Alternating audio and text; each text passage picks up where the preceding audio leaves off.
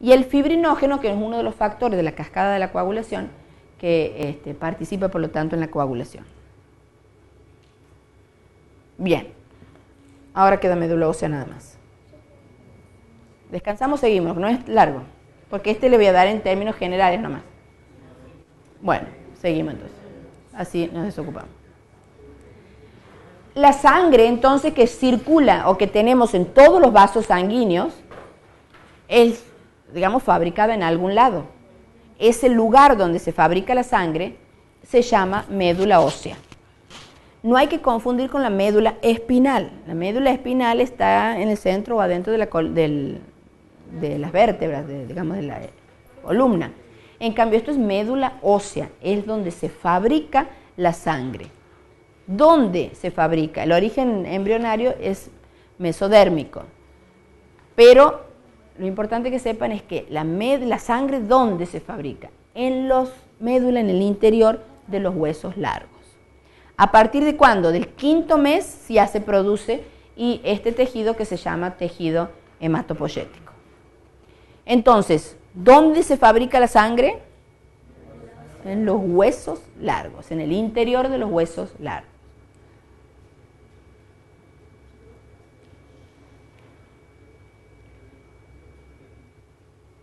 La médula ósea la podemos diferenciar en dos tipos, la que se llama médula ósea roja y la médula ósea amarilla. En realidad, la médula ósea es la que fabrica la sangre. La médula amarilla es en los adultos, cuando van envejeciendo, va siendo invadida esa parte que antes fabricaba sangre por tejido adiposo, y a eso se le llama médula ósea amarilla. No es funcional. Entonces, la función de la médula ósea, en términos generales, es hematopoyética, fabricar la sangre. Está formada por varios tipos de células y también tiene como función fagocitosis y destrucción de microorganismos o las células rojas y blancas que están viejas, senescentes, y también produce anticuerpos. Por lo tanto, la función de la médula ósea, que no es fabricar sangre, es reserva de lípidos, que sería la médula ósea amarilla. Volvemos a decir lo mismo para que les quede grabado y claro. Médula ósea roja, médula ósea amarilla. Médula ósea roja es la activa. Es la que está en el embrión y en el niño, solo encontramos médula ósea. En cambio, en el adulto se va reemplazando esa médula ósea en determinados lugares por la médula amarilla. La médula amarilla es inactiva. En los lugares que es inactiva hay proliferación de tejido adiposo. Y en los adultos solo vamos a encontrar médula ósea en los siguientes lugares. En el cuerpo de las vértebras, o sea, en la parte larga de las vértebras, en los huesos del cráneo, en el esternón, en las costillas, en el pubis, en la cresta ilíaca y en la epífisis de los huesos largos. Si a un adulto le necesitan sacar médula ósea o para donar o para estudiar, en general se elige la cresta ilíaca, lo que está más expuesto y es más fácil de llegar, o el esternón, que impresiona un poco al paciente porque le tienen que pinchar aquí. Si no, he visto que les toman de la cresta ilíaca, que se toma de espalda y en general está mucho más fácilmente expuesta.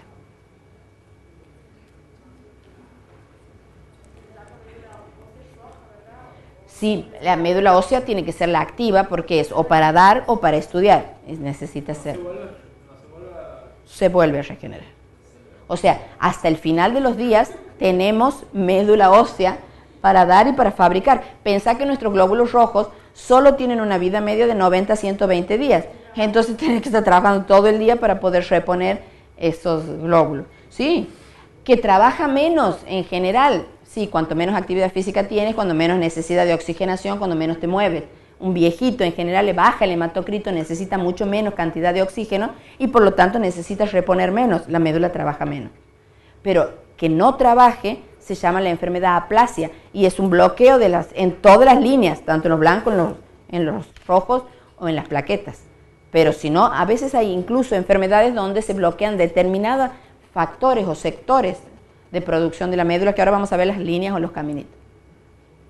Bueno, entonces, esto es importante que lo puedan diferenciar y tener claro que la médula hematopoyética normal del adulto es donde vamos a encontrar médula ósea roja en un hombre adulto, que es los lugares donde no ha estado proliferado el tejido adiposo en esos huesos. ¿Cuáles van a ser? Cresta ilíaca, entonces, y esternón. En las 2/3 superiores o proximales del fémur y del húmero. No sé cuál he puesto ahí. En la columna vertebral, y en las mujeres es frecuente encontrar médula ósea roja en la epífisis proximal del fémur. Y las masas del sacro en los hombres suelen tener mucha médula amarilla o médula grasa, que también se llama.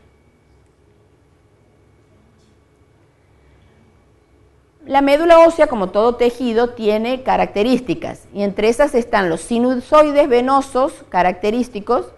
Tiene una membrana, donde está aquí, basal discontinua, y tiene un endotelio con espacios. En esos espacios es donde se va produciendo la sangre que va yendo hacia los vasos para cumplir su función.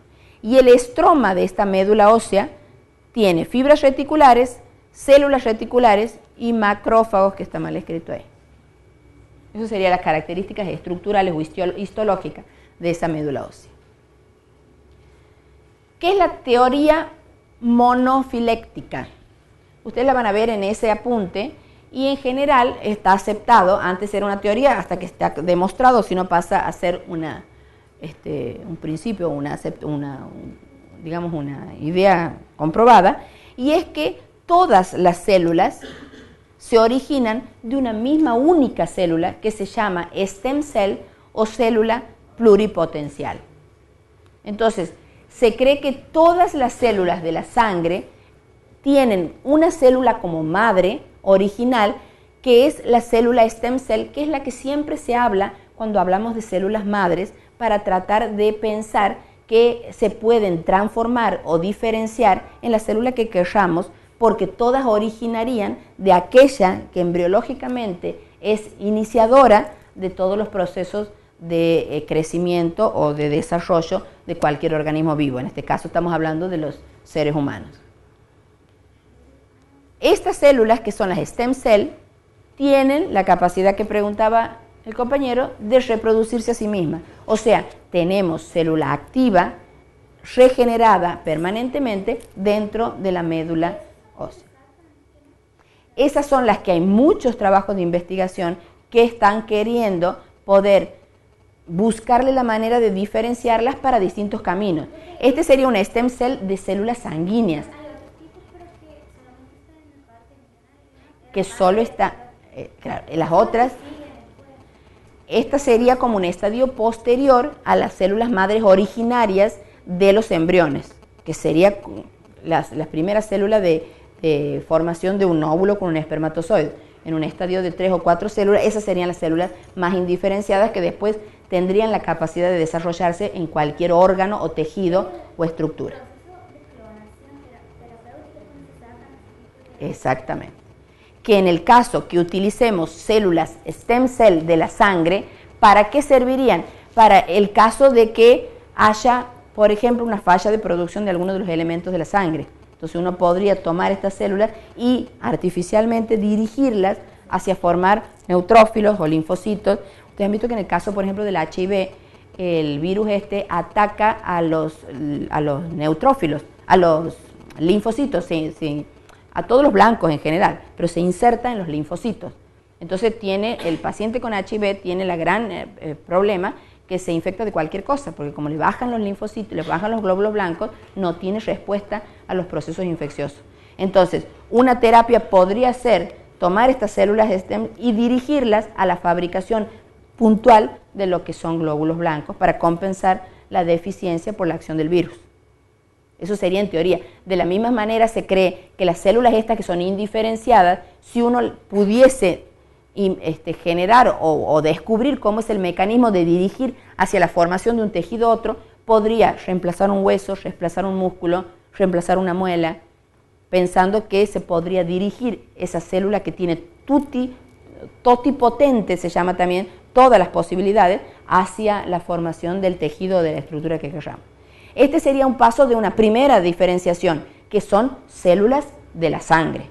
O sea, esta célula es una célula que solo fabrica sangre, pero cualquier elemento de la sangre tendría la capacidad o la indiferenciación de poder seguir cualquiera de los caminitos de fabricación de la sangre. Esa se llama stem cell. Esa que llamamos stem cell estaríamos en este lugar. O sea, ella, por causas que tienen que ver con regulación o estímulo, se transforma en una primera célula madre, pero ya del camino a fabricar linfocitos. O puede tener esta célula con sus características el camino diferenciado a formar otros linfocitos o los monocitos. O también, en su primera diferenciación, esta célula madre hematopoyética es capaz de transformarse en una célula madre mieloide, que es la que después va a poder dar origen a cualquiera de las tres líneas de formación o de neutrófilos, eosinófilos o basófilos. Entonces, lo que se cree es que en la teoría esta hay células totipotentes, o se pueden hacerlo todo, que se llaman células stem cell o células madre. Habría un segundo estadio de células que tienen mucha capacidad de fabricar y que todavía no están tan diferenciadas y se llaman células unipotentes, porque ya pueden cualquiera de los elementos, pero siempre dirigidos o a las células mononucleares o a las células polimorfonucleares o los que tienen granulocitos. ¿Sí? O sea, ¿han entendido cuál es la teoría? En la médula uno tiene células que si va a la parte más indiferenciada no podríamos saber a quién corresponden, que son, en teoría, las que pueden dar origen a cualquiera de las líneas de formación dentro de la fabricación de la sangre. En esa fabricación de la sangre tenemos células rojas y células blancas. El proceso de fabricación de las células rojas, o sea, de los eritrocitos, se llama eritropoyesis. Esa eritropoyesis es el camino desde la célula más indiferenciada, antes estaría el stem cell, hasta llegar a nuestro elemento más maduro, que es el hematíe. Pero no dejen de prestar atención a que este proceso se da en la médula. En cambio, este hematíe ya aparece solo en sangre, en circulación sanguínea. Entonces, este proceso se da hasta aquí, dentro de médula ósea. Sale como reticulocito y se transforma en eritrocito recién en la sangre. Estos pasos, que no importa si lo saben exactamente al nombre, pero sí tienen que saber que cuanto más inmaduro, más cerca del stem cell, lleva la terminación blasto, que quiere decir inmaduro. Cuanto más nos acercamos a su estadio de maduración, pasamos a llamarnos cito. Aquí todavía en vez se llama el eritroblasto, y aquí está el reticulocito. En los otros casos de la línea de los blancos tenemos más nombres. Entonces, el proceso de eritropoyesis es el proceso de fabricación de los glóbulos rojos, a partir de células indiferenciadas hasta la última más diferenciada que encontramos dentro de la médula. Y sale a circulación como reticulocito. ¿Qué características presenta esto? Este proceso de maduración se da en todas las líneas de producción, tanto de los glóbulos rojos como de los glóbulos blancos. Disminuye la basofilia. Vamos viendo que el citoplasma va de ese azul intenso pasando o disminuyendo la intensidad hasta un rosa en algunos casos. Disminuyen el tamaño. Cuanto más inmaduro, más grande. Cuanto más blasto es, más grande el tamaño de la célula. Y la otra característica es que la cromatina se va condensando, se va haciendo más picnótica, se va haciendo como más oscura.